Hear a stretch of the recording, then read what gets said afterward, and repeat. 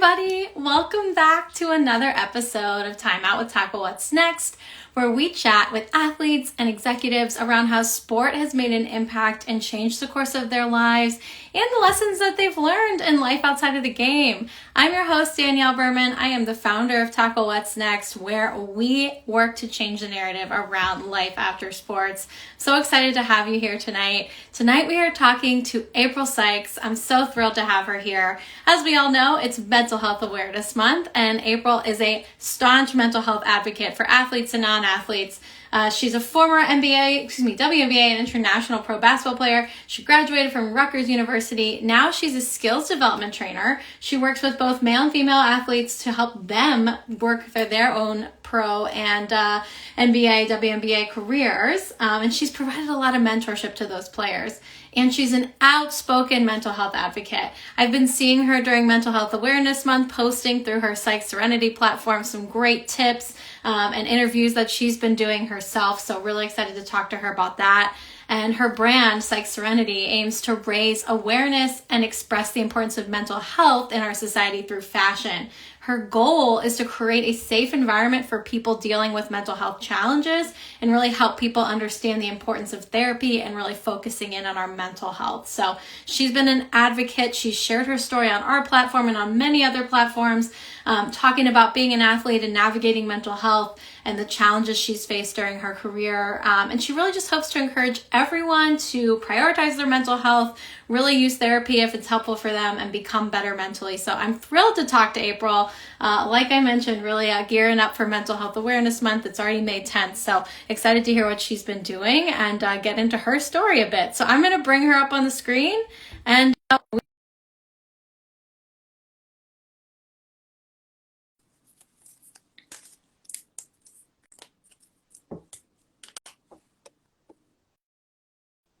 Hey, April. What's up? How are you doing? I'm doing great. How are you? I'm doing well. Good. Well, we so appreciate you being here. Love the hat, by the way. Thank you. Thank you.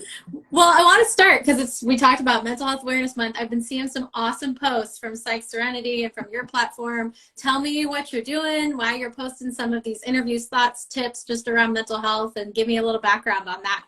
Well, it's day-to-day conversations I have with my friends, and I'm like huge on content, but sometimes like I have to be in that mode. I have to be in that space to even create the content, and those are like everyday conversations that we have unknowingly. Like I literally did the video last Sunday, me talking to myself about mental health, and when I tell people to go get therapy, those are the same questions I get all the time. People are held back, and like sometimes it's just the information and education on it helps so many people, because I know me being who I am, like I've always been kind of like an outspoken person, and I've always stood and like my personality is strong. So I'm always a person that's sure of myself for the most part. So for me to openly talk to people about it, and then I'm a cool person. Like people out there may say or not, but I'm a cool person. So for me to be like this funny, outgoing person that also can dig deep and open up and tell people like, yo, like I went through that, or Yeah, I go to a life coach, or I do certain things to help my mental health and stuff. It's so important to me to have those conversations with people. yeah. Well, and I'm curious to know, like, was this something you were always really big on doing? Is this a process that you've come into? I mean, tell me a little bit about your journey, and maybe let's start from the beginning. You know, you've played basketball for a long time. Was that your first sport? Did you play a lot of different sports to find basketball? Let's just start from the very beginning and dig into how we got where we are today. I come from an athletic family, so all my mom, aunties played basketball, college basketball. Uncles played baseball, football. Okay. I live on the street. The entire street is my family. Like I joke with people all the time. If you ever came down my family street with beef, you're in for a rude awakening. You know, it's like literally my grandma, auntie, extended family, great auntie down the street, and so like every weekend, every day as kids, we used to just one day it'll be kickball, one day it'll be baseball, one day it'll be volleyball, one day it'll be football. Every day is basketball. Every Sunday, I used to grow up playing with my brothers and older cousins. Every Sunday it was like a family ritual. So, and my dad, he loved basketball I grew up around going to watch my auntie and mom playing church leagues and stuff like that. So it was just like, it felt like, and I just fell in love with it. You know, losing my dad at a young age, that was the way I stayed connected to him because he loved basketball. So I would watch his old tapes a lot of Michael Jordan, Larry Bird, and Dale Dawkins, and all of the former greats. And I just became a student of the game. I became obsessed with it. Like I tell anybody that want to be great at anything, you gotta have some type of obsession when it comes to it. So, and I've been playing with men all my life. I used to go up to Mississippi State, where I'm from, and play with the men's team. I used to play with men at the rec center. Like I just grew up around basketball. Yeah. And when you were going through Rutgers or when you're going through high school, how did you decide I want to go and actually take basketball and make it my one focus, my career, my next step, right? You're obsessed with it. But was there a deciding factor where you were like, no, this is what I want to do. This is what I want my career to be versus just that fun, excitement, you know, that kind of family tradition of basketball. How did you see that kind of becoming the path that you were going down?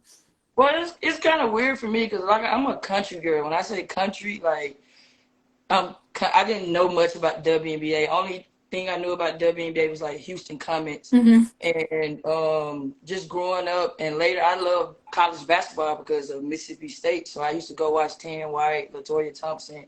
I grew up in that space, so I always like envisioned myself in college more so than the league. I always wanted to be a pro and work to be good. I just loved the game of basketball. I didn't really have a sense of direction until I got into like AAU. I didn't start playing AAU until like 15 years old. I got a late start because I'm from the country, Southern girl. My family doesn't really trust me with strangers to them, you know. So it was really different for me. Yeah. Like I can sit up here and tell a story like from day one when I picked up the ball, I said I can envision hearing my name on WNBA draft day. I did it. I wasn't that kid. I just loved the game of basketball, whether I was playing outside on rocks, at the rec center, and organized basketball. It was just something that I genuinely love. Like it's forever evolving. Yeah. And I love that because I think sometimes we put so much pressure on that journey of like, this has to happen for me. And I think maybe that's part of the reason why you were able to take it so far is because it was more about your love of basketball and what basketball was doing for you than where it could take you. But my question, I guess, is what impact has basketball made on you and your life now? I mean, do you see parts of you that exist now that wouldn't have without basketball? Is there skills or things that you kind of find popping up in your life that you're like, basketball gave this to me? Relationships. I pride myself on having genuine relationships with people. I've met amazing people on different continents in different parts of the world because of the game of basketball. Like I didn't grow up in a family that had passports, you know. We consider traveling from Mississippi to St. Louis and Atlanta and, you know, just domestic places going out of town. Yeah. So it was like for me to be a girl from a small town, I had like probably 200 and some people in my high school. Like I didn't go to a place where resources just were at my disposal. It was kind of like, it just had to, I don't know. It's hard to describe because I've been to some amazing places.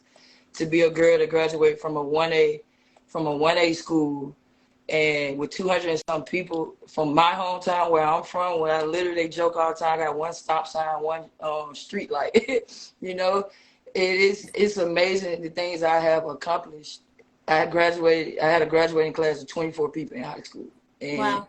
To be able to go to Egypt, Germany, Paris, Mexico, Australia. I mean, I'm forever grateful. In the relationships, the people I met, that's the most important thing I think came from it.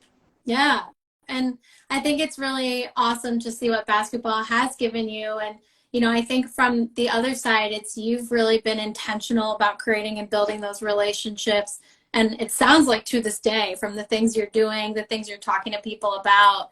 And so I'd love to hear, how did you decide to start talking about the mental side of things? Because obviously we all have struggles with our mental health, but I think for athletes specifically, there's a larger stigma, I would want to say, than maybe the traditional kind of non-athlete feels about talking about that. simply because you're supposed to be strong and tough and, you know, kind of stick it out and push harder, push harder. And I think the other pressure is like, if you can't do it, somebody else is ready to step in. So I'd love to hear how that became something you became, you know, mental health and speaking out about it became something you were so passionate about. Was it something that you struggled with that you had to really kind of figure out, how am I going to talk about this and deal with this in my own life and want to pass it on to others? Or tell me a little bit about how that got started for you in terms of the advocacy work you're doing. Oh, that's a lot. I think me with my person, like I said, I'm usually the life of the party and have so much personality. So when I saw a shift in my personal everyday behavior, not wanting to be around people, not wanting people to see me struggling, because I've always been the person that was always had to have it together. As an athlete, we're supposed to be superheroes. Mm-hmm. I think, you know, my first injury when I was cut from the WNBA really put a lot of things into perspective for me. For so many years, I was able to just cope with my dad's suicide by like, just go play basketball. Mm-hmm. That's my sanctuary. I could just not think about it, not worry about it, ignore the trigger signs and all that trauma I carried with me for so many years dealing with that. I was aware of it, but also it was a blind spot for me. And it was something I struggled with a lot. And being overseas, we have nothing but time overseas as pro athletes. You know, from my experience of being a top player coming out of high school to college, my life just has been moving fast to the WNBA season. Until I was really had to sit down and deal with it. I didn't have basketball. I didn't want to be seen by my other peers because I was cut from the WNBA. Like that was supposed to be the next step after college for me. You know, I was back home in my mom's room and I was just struggling so bad, and I really had to deal with what I was dealing with and not make any more excuses. And when you're deep in depression, sometimes we don't know we're depressed, but we be depressed until after we get out of it and you just start learning and you start talking with therapists. And then you be like, dang, like, oh, I was depressed when I was feeling like that. Or that was depression when I was eating or not eating or sleeping. I want to talk to people. And it was just, as humans, we just feel like it's a normal emotion.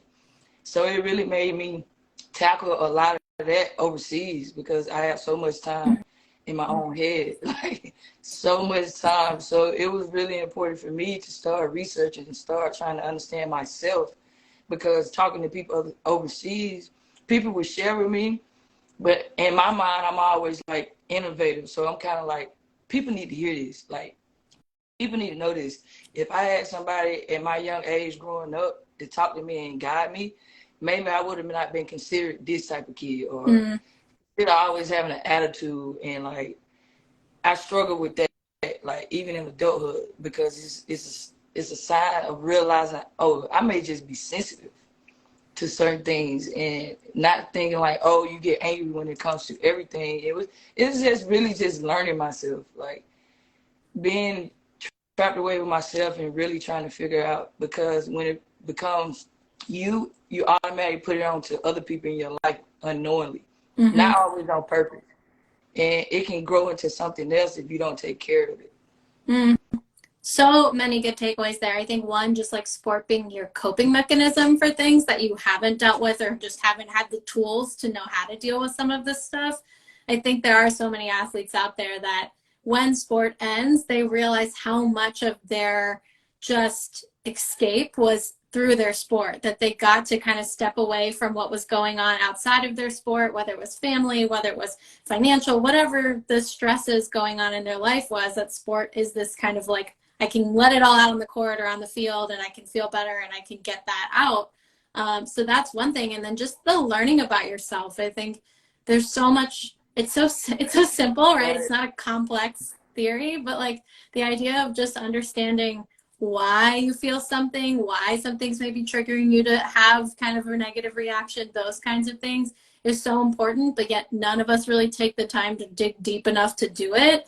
And so I think it's really, you know, it's a great piece of advice I think you shared just in your story of like, getting to know yourself takes time. And when you have a lot of time, that's a good place to start. It's like, all right, wow, let me talk to somebody and see, why am I getting an attitude anytime somebody brings this up? Or why do I react so negatively when, I'm just making this up, my mom says X to me? You know, like, it's just those things. If you get to know yourself, you can kind of see it as a reaction versus like, oh, I am this person. It's like, no, I just have this sensitivity, or I have this thought. So I appreciate that. And, you know, I think you've been a big proponent for going to talk to somebody, whether it's a therapist or a coach or something, you know, having that that therapy in your life, if it works for you. Can you tell me, why is it so important to you to encourage other athletes and just people in general to seek mental health resources, to find that support? And what got you started really, you know, with the Sykes Serenity brand, and just really trying to build a movement around mental health and mental health awareness? Well, it was kind of weird that on your last question, I'm gonna answer that one first. Mm-hmm. Usually, when I always get an injury, I go get a tattoo. You see, I have tattoos. Anytime getting tattooed was kind of like a form of therapy for me as well. I don't condone everybody, kids out there, to go get tattoos, but that's what I like to do. I didn't get my first tattoo until my sophomore year of college, and it was just like I realized every time like I was dealing with something, I would always all of a sudden spontaneously jump up and be like, I want to go get a tattoo. And I started trying to understand. I'm a person that kind of like, if I'm watching a TV show or watching a movie, I'm trying to figure out A, B, C, D, like all the way through, like why everything connects. So why not do that with myself when I knew, like, I'm not one of those people that is oblivious to my behavior. Mm-hmm. I'll be like, dang, I probably should have not said it, but why did I say it though? Like, what caused me to feel that way? What caused me to react that way? What caused me to say it that way? And it was just like when I started tapping into all those different things, and I just started just watching everybody around me, it was like I was in the Matrix almost. And it was just like I was seeing myself outside of myself almost. And it was kind of like, how can I try to fix this? Well, I'm not a traditional person, so let's talk to a therapist. But let's go to the doctor first.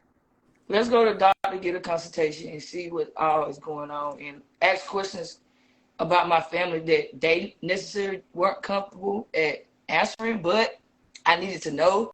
Mm-hmm. Because, you know, I'm from the country, so they say, oh, she's taking her nerve pills. It's funny now that I laugh about it, but it's like, oh, that's for anxiety. Like, in the country, the whole time when you get older and get more educated on things that are being said around you, I be like, all that time they used to be like such and such take nerve pills or whatever name they give it. That was an anxiety pill. Like, that was like a Xanax or whatever that they take. And it's so funny now because I was like, so mental health has been like a thing, but we have never been educated on it, you know, Yeah. or we not told, we only told enough. And so it's so important for me with therapy, having people understand there's different forms of therapy.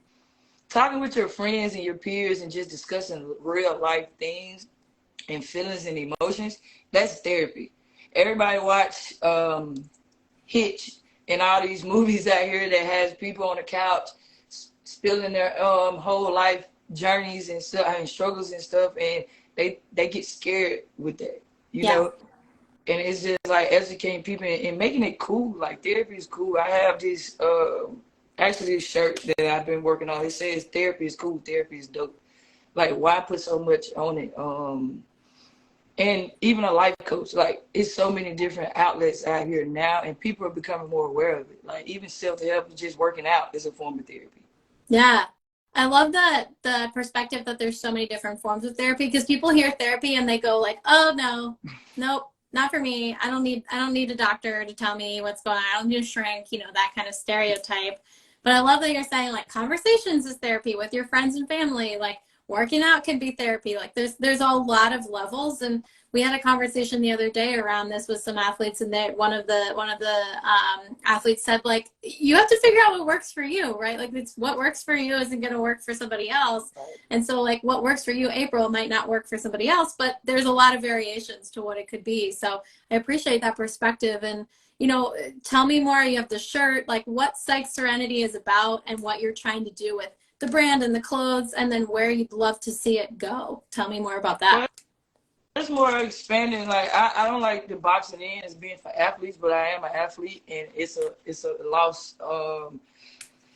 It's people that really need to be educated and make feel comfortable because we've been told to be a certain way our entire life. So it was kind of like Sykes Serenity created. I went and ran. I don't know. It was like randomly one day I got Serenity tattooed on me, and then during COVID, I was in my apartment when I got back from overseas. And I was just like, all right, the time is now. I've always put off other things I wanted to be into or passionate about because of basketball. So now we're in the house. So let me sit up here, get on TikTok, be creative, be my express my personality by being funny, but also getting a message across. Mm-hmm. And I think people sometimes when stuff is like, I used to be one of the people when it's too serious, I'm like, all right. And now when it's more, now I can meet athletes on a different level because we always have to be serious or we always have to be a certain type of person. So now if I can speak your language and also get a message across to you, it's received better than like a lecture about, man, well, this is why you should go to therapy. And it's just, and that's not even my personality. So it's important for me to be my authentic self through Sykes Serenity with my clothing brand. And always protecting myself, telling people it's okay to be selfish when it comes to your mental health. I think I grew, and even through my clothing brand, I've made so many relationships with people and they see it and they be like, oh, what is that? I'd be like, because even if it say I choose me, like the simplest, like ad-lib words can like change a person's perspective on themselves, on how they treat others. And I think with me, I started becoming better in life when I realized the laws of the way of life. And it's kind of like, in order for some people to be happy, some people are going to get hurt. Mm-hmm. And in order for, some people to be successful, that means somebody else had to fail in a sense. So when I started to realize that's just the way of life, some people not choosing me is me being happy. I may offend or hurt some other people, protecting myself and choosing my happiness over other people. But that's a part of life. Like it's not on purpose. But it was just, I got better with my mental health because I didn't like the way I was with other people and my own thoughts of how I felt about myself and things I used to speak upon that I didn't want to come into existence, but it was kind of like cynical. And it was like sometimes our words, my grandmother, God rest her soul, always had us read the daily news about the power of the tongue. So it's like speaking your truth, speak on things that you want to exist and not hinder you in life and stuff like that. And as I grew older, as a kid, you're like, all right, grandma, I want to go play now. Like, she just make all of us outside read a verse before we can go play. So now as I get older, I realize, like, remember and I understand, like, why she used to always have us reading it over and over. And it's even how you use your tongue towards other people, not just on yourself. Like, people will be like, oh, words don't have power. They hold a lot of power with how you make people feel out here. And the people remember that the most. They remember how you made them feel. Yeah. Well, and I think the message too is like how you talk to yourself and the words you use about yourself is so important too, because choosing yourself and prioritizing yourself, like those are things that we've been taught not to do, or that it's selfish, right? Like, oh, well, choosing yourself or putting yourself before others is selfish, but I'm sure this euphemism is used all the time, but like, you really do have to take care of yourself and put your own oxygen mask on before you can help other people with theirs, because eventually you're going to run out of juice or oxygen, whatever the euphemism you're using is, and then you're not going to be able to help anybody. And so I think it's that changing that perspective of like choosing me or prioritizing myself, being selfish, and really saying like, in order to show up and be kind and generous and helpful to other people, I need to do that to myself first. So I'm not coming stressed, tired, and then saying something, like you said, that might make someone feel not great. You don't want to intentionally do that. But I also love what you said around like choosing you is going to make some people upset because you're not choosing them. And I think that's something that myself as a people pleaser, like I always want to make people feel good and feel like I'm helping them. But there are times where I have to be like, I'm sorry, I can't do that. Or, I won't be able to support that. And it's hard and people take that, you know, as they need to. But I think you're right. The more you choose yourself and the way you talk to yourself about it, like, I'm doing this for me and I'm not like trying to hurt this person, but I needed to do this because I need X. So I think that's a really good perspective to share. And I wonder too, like, what advice you have for athletes that might be experiencing some of those things you brought up earlier around realizing they don't have their sport to cope anymore, or realizing that they do have some, you know, whether it's anxiety, whether it's depression, these feelings that they want to talk about. You know, what advice would you give them to just start thinking about, like, whether it's getting help, whether it's talking to teammates, talking to a therapist, whatever, like what would your advice be to somebody that says, like, I think I'm struggling, but I don't know where to start. What do I do first? I think I had this conversation with someone the other day, and I think it's the same pedigree we have to as a kid when we first picked up whatever ball we play with, basketball, the drive to want to go out there and learn how to right hand dribble and lay the ball up and all of the foundational things and fundamentals and stuff. It's the same way you have to take a step back and dissect things when it comes to your mental health. Like, you gotta go do it to just figure out, all right, this is step A. Step A is right hand dribbling. Step B is actually understanding what's going on with you, your trauma, your triggers, setting your boundaries, and being comfortable with talking to somebody, whomever the person is. Like, I didn't say talk to a therapist, but you can talk to. There's so many people out here that understands this now because everybody's like more aware of mental health and how important it is, and it plays a lot of part in our society.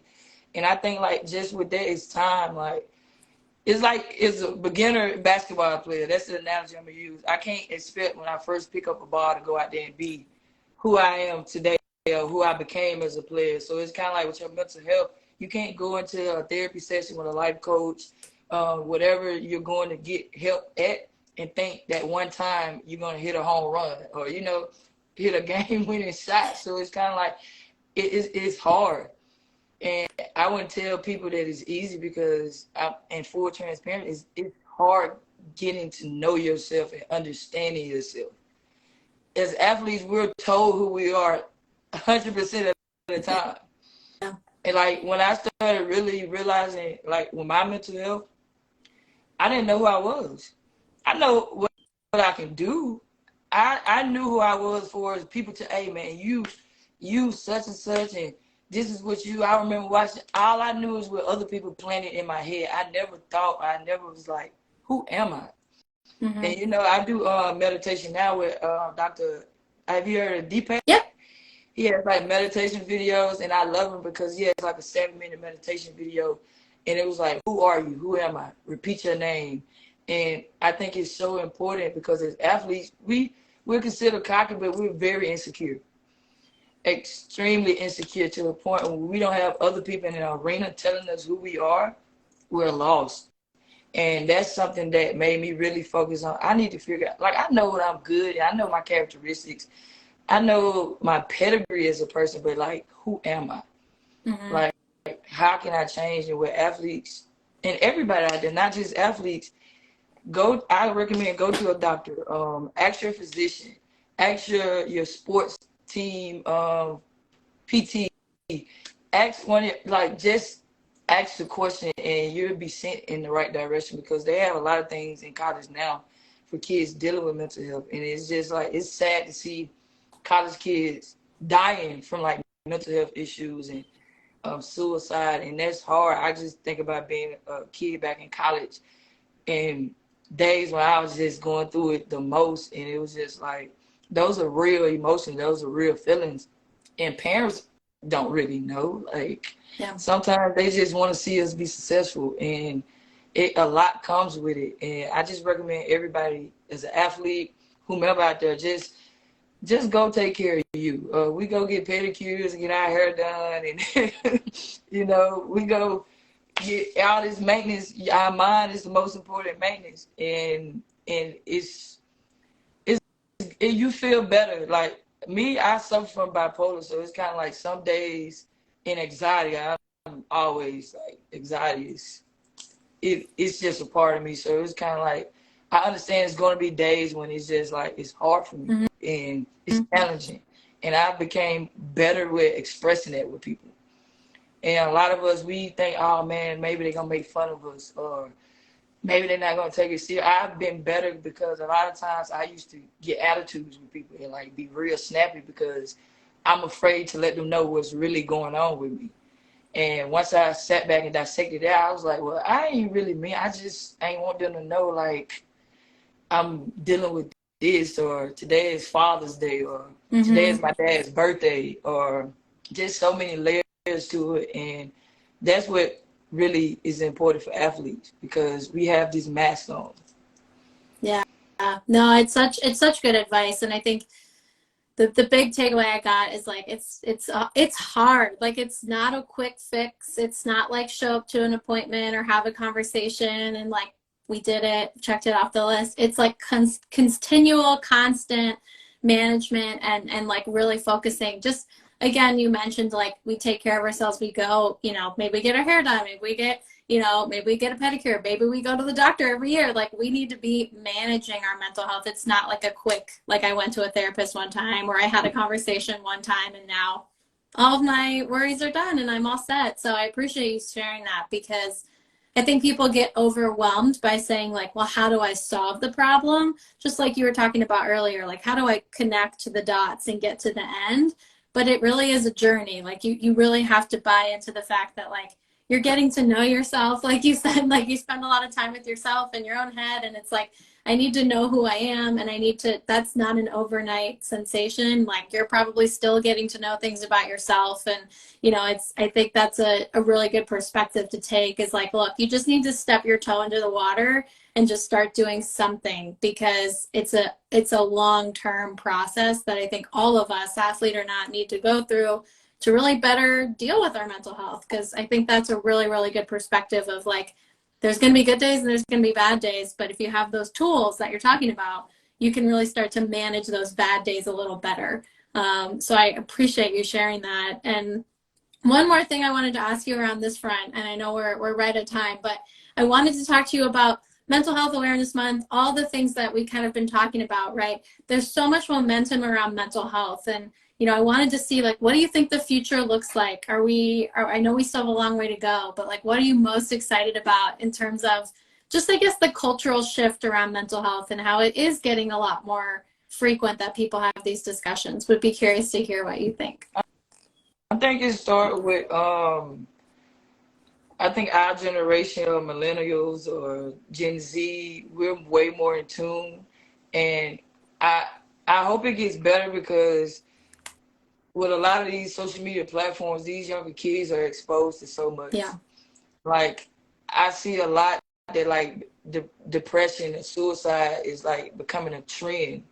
And it's so unfortunate. It breaks my heart, because I see it, and I have younger cousins that's on TikTok, that's on that's on Instagram, Facebook, and they're exposed to all these things to where it's becoming popular in a negative way. And kids are like, yeah, it's okay to have your emotional feelings and stuff, but it's never okay to just end your life. Yeah. And that's something it's an epidemic right now. And I just hope with the transition we're going into, we'll create more spaces, safe spaces for kids, for parents, because generational trauma is real. I'm a product of it. So it's kind of like, and even educating our parents, I like the fact that my mom and I was able to have a conversation one time, like dealing with my dad's suicide. Like, we never had conversations as a kid. It's just, I knew it happened. She felt I blamed her, but I was just a kid. And when I got older, I understood it from an adult perspective. Like, my mom lost her husband. Like, I lost my dad, but she lost her husband. So it was kind of like, how can you understand it? I mean, at a young age like that, you just hurting your kid missing your dad. But it's just like, from that aspect of it, it started with the parents making it okay. My mom went and talked to the therapist, and she texted me one day, and she was so relieved from it. And it made me happy, because I was like, I always told her, like, it's cool, it's all right. I'm from the country, so they feel like, oh, let's go to church. We're going to figure out in church. So I think the direction is going now, to get our parents, get got parents going and making it okay, and especially with the youth, making them understand and educating them and changing the narrative out here with so much false information being put out about mental health too, and making sure, because kids today, they're so fragile. Yeah. You know what? And it sucks to say, but it's the reality of the life that we're in right now. And a lot is going on in the world, like Texas shooting, school shootings. It's just so much that me as a sensitive person, I got to get off Instagram when all that's going on. And it's kind of like I got to the point where I don't want to make it seem like I don't care about it, but at the same time, I can't consume it, because it'll take a part of me that I would not like, because it's like with mental health, it's used in the wrong way sometimes, and I want that to change, because it makes it hard on a lot of us out here, as athletes or just humans in general.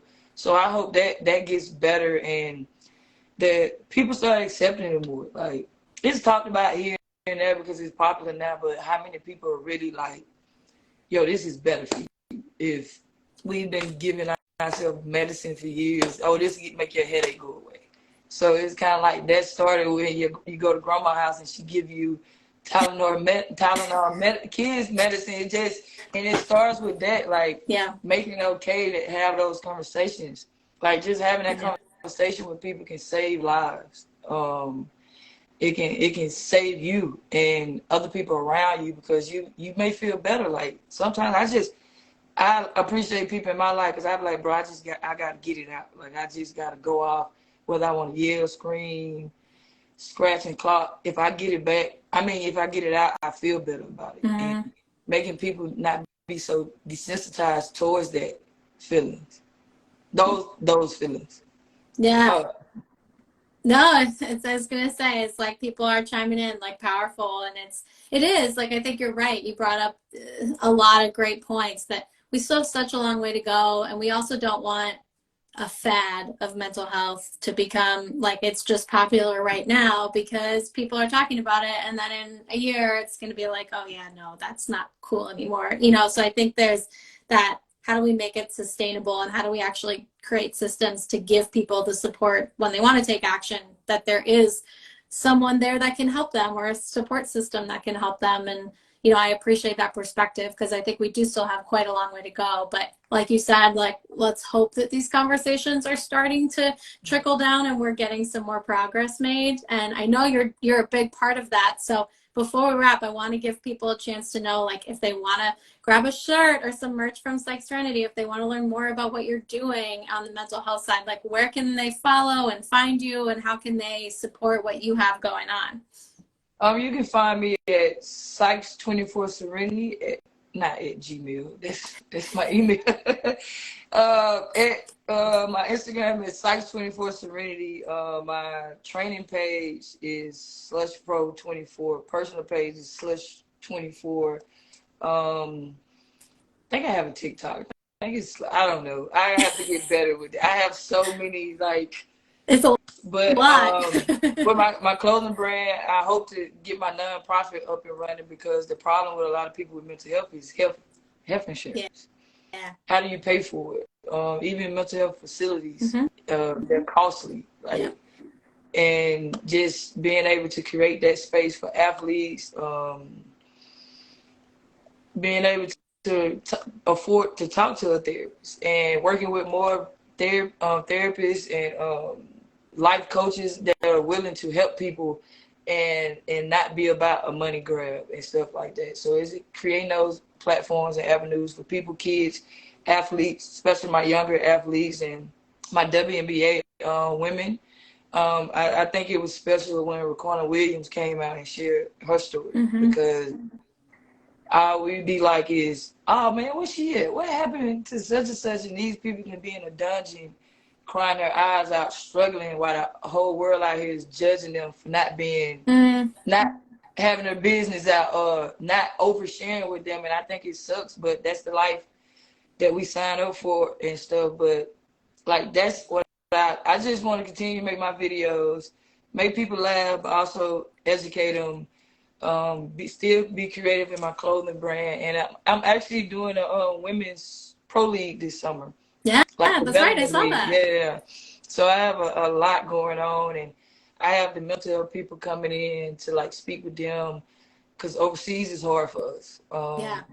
And even with that, like having mental support for players overseas is something like I've been looking into, trying to figure out how I can make that of service to them, because it's it's different, and you can't really call home and talk to your family about it because it's they won't get it. Yeah. You have to you have to go through it to really understand how taxing it is on your mind and your body. So it's just continue to make therapy cool, make mental health cool in a way that people want to get it taken care of. Not cool in as in I feel like I have to over explain these days because people take everything out of context, but not cool in the way where you want something to be wrong with you, because Right. that's as a person that been diagnosed with bipolar depression, ADHD, and anxiety, is exhausting. Like some days, most of the time, like I'm tired and I don't know why, and I just be, I lay down for like 40 minutes and let my mind rest, and I get back up and I'm good. Like it's exhausting, like dealing with so many emotions daily, and still having to deal with people at a high Yeah. frequency. Yeah. Oh, yeah. Totally. I can only imagine. And I think the point you're making too is like, it is such a topic that people get a little concerned about. Like, well, I don't want to say the wrong thing and I don't want to do the wrong thing. But I love how you're like, no, I want to put this message out there. I'll explain it and make sure people are understanding what I'm saying. But I think at the end of the day too, like we need people like you that are going to be themselves, put out their authentic personality, but also, like you said, put that message behind it of like, therapy is cool. It's okay to do this stuff. Like, it's okay to take care of yourself. It's okay to choose yourself, because it is so important. And I think having folks like you that have a platform and have these people around you that can help spread that message is so important, because even if you just reach one person or two people or three people, like you said, it can save their lives or change their whole perspective. So I appreciate that. And I think, it's one of those things that's always hard, and you're always going to have people that kind of come after you or say, hey, you did this wrong or you did this wrong. But as long as you're doing it from like an authentic way and from like a really purposeful, like, I'm doing this for the right reasons, like, it only matters that you are comfortable with what you're saying and what you're putting out there and the message you're sharing. And so I think that's just another great piece of advice, is just like, we need the message, and you're working hard to push it out there, and among all the other things that you have going on. So it's just, I really appreciate you taking the time to chat with us, and then just the message you're trying to share with athletes and the work you're trying to do. People don't realize my clothing brand be having a message within the message. All my designs are purposely done like that. Like the way love is here, but it's I choose me. I choose me is really like the focus point. Or even my alien that say I mentally can't F with you. Yes. On the back, it actually say mental health is wealth. So every person that falls in love with the front of the shirt, they don't even really care what's on the back. They're sold by the dope design on the front, and inside his brain they say I can't. So it's like the small little details, and even in my world, I have like basketball, money, family, and stuff like that, and mental health, and the ribbon, like all the small details. It's a message within the message every time. Like I've always been like big on when I work on my clothing brand. Like, well, I know people buy it because of the alien, and they say I mentally can't F with you. People love shirts with curse words. That's no good for my kids' audience, but it worked for my adults. Yeah. My peers. But on the back it say mental health is wealth. So by the time they didn't made it to the club or wherever they wearing it, people walking behind and looking at the mental health is wealth part, and that's the message that's really being put out there. Like, yeah, I can't mess with you because my mental health is wealth, is important to me. So it's just I'm gonna continue to sit in my apartment and create a bunch of things, and start being more attentive and more intentional with children's mental health and stuff, because I have kids in my family that are older now, and they talk to me, and they're very expressive now. And like I said, I can go to TikTok and see 4 depressed kids on TikTok that's making videos about depression, and like it sucks to talk about it, but it's reality, and especially wanting to kill themselves. And these are the conversations that we have to have with the youth. The hard Yeah. conversations. Like, I'm on TikTok to keep up with what my little cousins have going on half of the time, because I want to see what they're seeing so I Yeah. can know what's in their environment and what they're being exposed to. Because kids today is like, I don't know why I've been more on kids lately, because we've been losing a lot of kids, and just people to suicide in general. So that's really what I really want to push as a, nobody talk about the children of the person that, commit suicide a lot of the time. And I Mm-hmm. struggle with it a lot. And it put a strain on some relationships I have, even with my brothers and sisters and stuff like that, because I think I'm in the stage with that, and to be totally transparent, it's kind of like in the angry stage now. At 32, as a kid, I was in love. I was just missing my dad. And when I got older, started understanding and getting a feel, I'm in like the angry stage of it, to where I understand, but I still don't understand. Mm-hmm. So it's kind of like, and that's the journey I'm on now, even to just let people know out there. And it's something like, to this day, I still don't like talking about. Yeah. It'll never be okay with me, but it's a part of my healing to discuss it and be open about it sometimes. Mm-hmm. Yeah. No, I think it's just such a great, it's a great example for others to follow, just how open you are. And, like you said, it's not easy, and it's not something that you're, like super excited to, like, okay, I can't wait to like share my feelings and talk about this. But in a Right. way, it's healing as well for you to do that. And I think it gives others the chance to understand, like, I'm not by myself. I'm not the only one struggling with something, even if it's not that specific thing. But I think it also normalizes it a little bit more for other people. Like, okay, well, that's good to know. I didn't know anyone before that had gone through this, but really I did. I just didn't know that they were going through it. So I think there's that aspect to it too, where you're also kind of normalizing these conversations to happen to maybe someone that hears you, goes, talks to their friends about something that's bothering them, and starts a whole conversation of like all these things that now they have that space they're creating with each other. So I appreciate how vulnerable and open you are, and knowing that it's not, super easy to just come on and talk about this kind of stuff. So I really appreciate that. And I think it's, again, just like a great example for others that, like, if you can and you feel comfortable, do share what you're comfortable sharing, because it can help people. It really can open the door to more conversations for people to start. So I appreciate it, and we'll definitely make sure people can come support. And as you get the nonprofit going, like, people can be supporting that way. But anything coming up this month that you want people to be looking out for? More posts, more More, more, insights? more posts, of course. And I'm going to be speaking with Dr. My mind is going blank right now. We was on a panel together.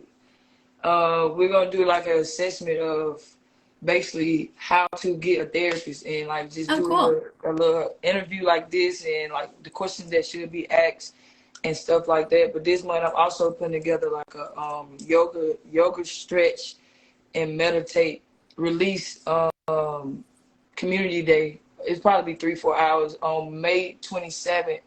Just invite people to do yoga, meditate, and then have a mental health discussion just in a gym, in a rec center out here that I'll be working with, and just inviting kids, adults, everybody's invited, and we'll be able to do yoga for an hour, meditate, and then have mental health check-in discussion. So Awesome. that's, and then I have a combine coming up June 17th, and basketball. WNBA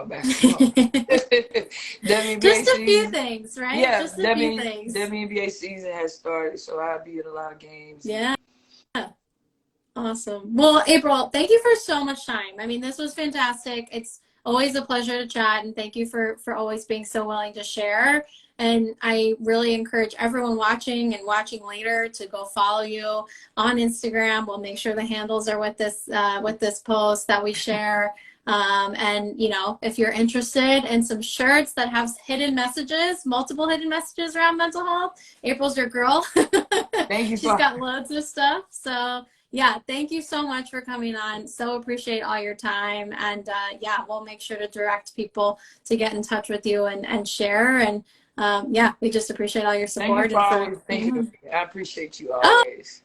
of course. You know, it's always a pleasure. And I know you're got a lot going on, but we appreciate you carving out some time to chat. So yeah, thanks again, April. This All was right. great. Thank you. Good seeing you. Yeah, you too. Talk to you later. Bye.